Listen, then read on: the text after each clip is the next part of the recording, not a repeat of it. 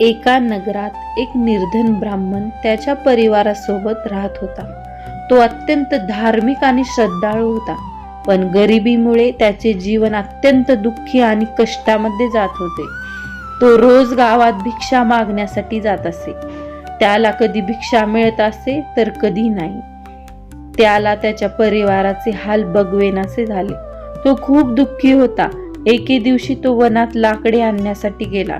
तिथे त्याला एक साधू तपश्चर्या करताना दिसले. तो त्या साधू जवळ गेला आणि त्यांच्या पायावर डोके ठेवून रडू लागला. ते साधू त्या ब्राह्मणाला म्हणाले, तू असा का रडत आहेस? तो ब्राह्मण साधूला आपली व्यथा सांगू लागला. मी एक निर्धन ब्राह्मण आहे. मी माझ्या परिवाराचे 2 वेळेसचे पोट सुद्धा भरू शकत नाही. हे ऋषीवर माझ्यावर कृपा करा आणि मला काहीतरी उपाय सांगा की ज्याने माझी सर्व संकटे दूर होतील आणि माझे व माझ्या परिवाराचे जीवन सुखी होईल. त्या ऋषीला त्या ब्राह्मणाची दया आली. ते ऋषी त्या ब्राह्मणाला म्हणाले की मी तुला एक व्रताबद्दल सांगतो, पण तू ते व्रत पूर्ण श्रद्धेने आणि भक्तिभावाने कर, म्हणजे तुझी सर्व संकटे दूर होतील व तुला मनोइच्छित इच्छा प्राप्त होईल. हे व्रत म्हणजे संकष्टी चतुर्थीचे. ही चतुर्थी दर महिन्याच्या कृष्ण पक्षातल्या चतुर्थी तिथीला असते. त्या दिवशी सकाळी लवकर उठावे व स्नान करून व्रताचा संकल्प करावा. या दिवशी फलाहार करावा आणि संध्याकाळी भगवान गणेशाची पूजा करावी.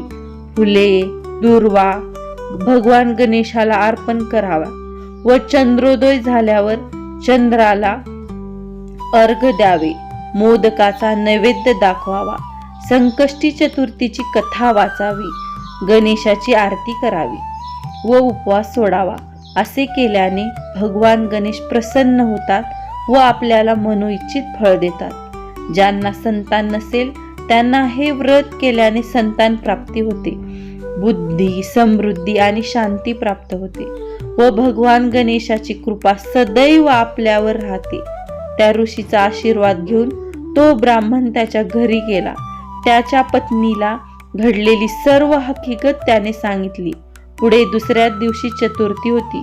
ती दोघे पती पत्नी सकाळी लवकर उठले, स्नान करून व्रताचा संकल्प केला. त्या साधूने सांगितल्याप्रमाणे दिवसभर उपोषण केले. संध्याकाळ झाली की यथासांग गणेशाची पूजा केली. चंद्रोदय झाल्यावर चंद्राला अर्घ देऊन मोदकाचा नैवेद्य दाखवला. संकष्टी चतुर्थीची कहाणी वाचली व आरती करून ती दोघं पती पत्नीने आपला उपवास सोडला. अशी त्यांनी 5 चतुर्थीचे व्रत केले असता घरातील परिस्थिती सुधारू लागली. घरात सुख समृद्धी नांदू लागली. त्यांना पोटभर जेवण मिळू लागले. ते दोघं ब्राह्मण खुश होते.